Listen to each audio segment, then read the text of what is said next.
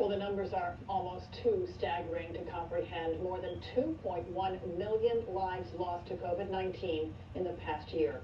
The world is in a collective state of grief, and it can often feel impossible to see the light at the end of the tunnel.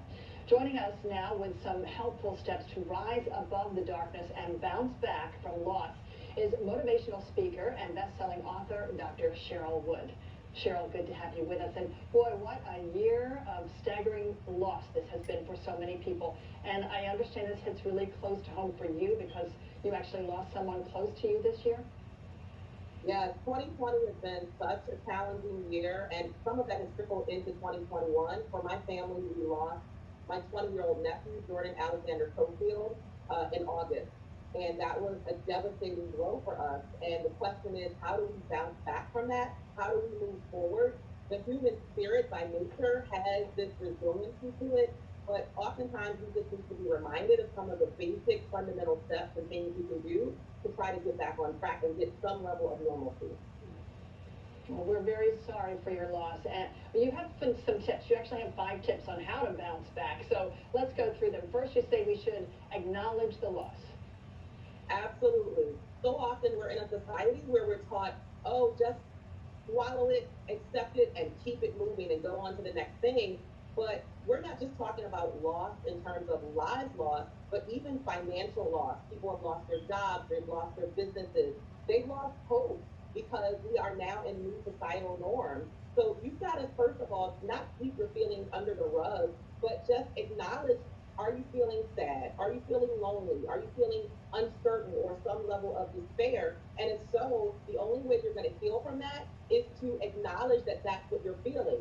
When you don't acknowledge it, when you suppress and try to avoid your feelings, that leads to anxiety, depression, even aggression. And those things impact our mental wellness and our physical wellness. So, yes, acknowledge what you're feeling. Don't run from it.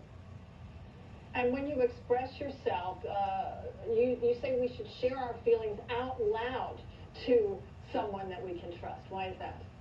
Yeah. Have you ever heard someone who has something heavy on your chest and they express it and then they say, "Ooh, wow, that felt so good to get that off my chest." Mm-hmm. There's a reason because expressing your feelings, it can make you feel heard. It makes you feel connected to other people. It makes you feel empowered and to a certain level in control. And when you start to feel empowered and in control of what you're feeling because you articulated it out loud, you are now putting yourself on the path to healing. So say it out loud, but to a trusted source and to someone who's a great listener. It might be a family member or a friend, or if it's a loss, such as what my sister and I lost, my nephew and her son, we needed greater support than that. We needed to express that to a therapist or a counselor or even a support group.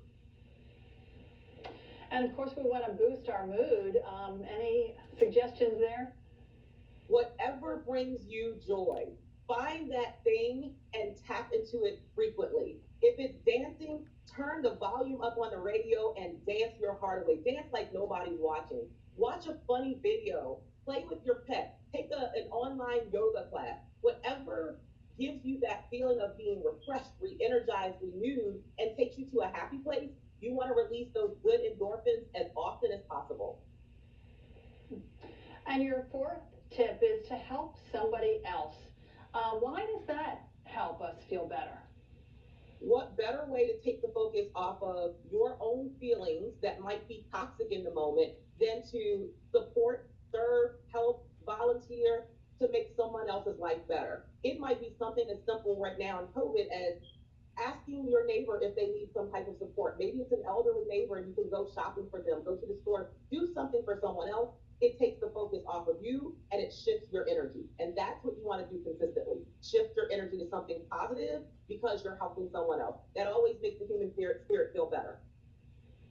And that one sort of works its way right into your 5th tip, which is remember to be thankful, remember gratitude.